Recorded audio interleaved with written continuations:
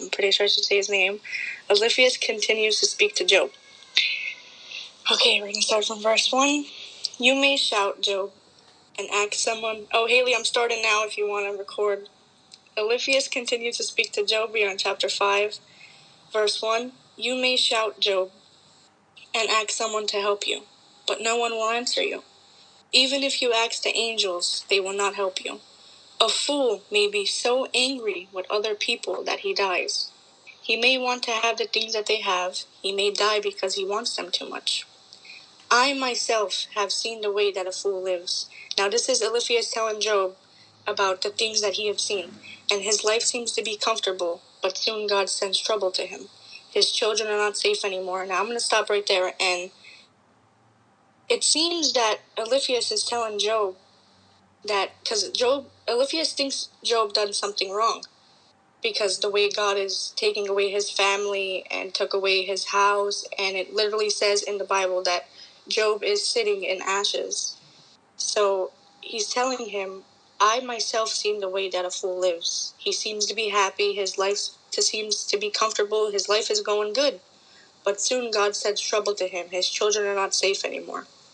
People will say that they have done wrong things. Then no one will say that his children are honest. Hungry people take plants from his fields. They even take them from among the weeds, and other people use his money to buy their drinks. But difficulties do not grow like plants, and troubles do not come from the ground. You know that from every fire smoke rises into the air. So every man that is born has troubles in his life. I suggest that you ask God to help you. I suggest that you tell him about your problems. He does great things that nobody can understand. Nobody can count the surprising things that he has done. He gives rain for the earth. He sends water for the fields. Now I'm going to stop right there. And I highlighted a verse that I wanted to share about telling God your problems.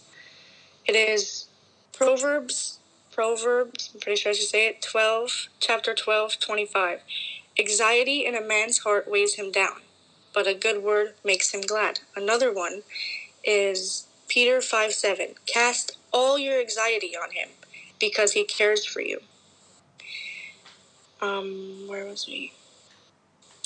Verse 11. He makes humble people important, but some people are sad because someone has died. But God makes those people safe.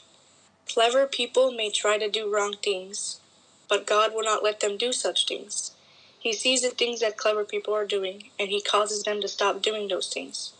They find that it is dark at midday. They can see no better in the day than at night.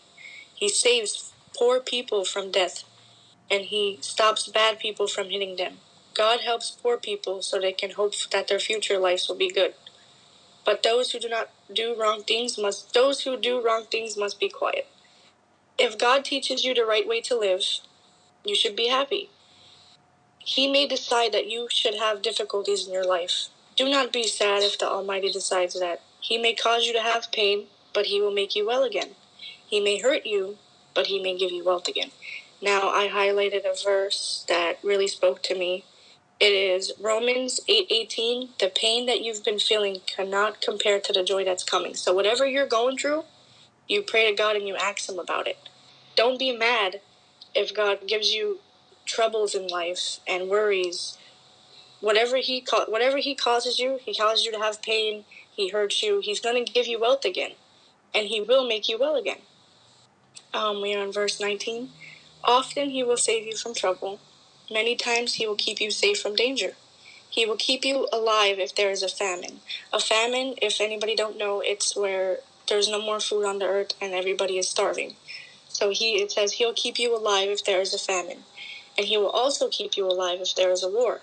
He will not let people say bad things about you, and he will not be afraid you will not be afraid when people attack you. Now, this verse meant a lot to me. It is 22. You will laugh if there is a famine. You will smile if there is danger. You will not be afraid of wild animals. They will not be wild anymore when you are near them. And I highlighted a verse. It is Isaiah 41:10. So do not fear, for I am with you. Do not be dismayed, For I am your God, I will strengthen you and help you. I will uphold you with my righteous right hand.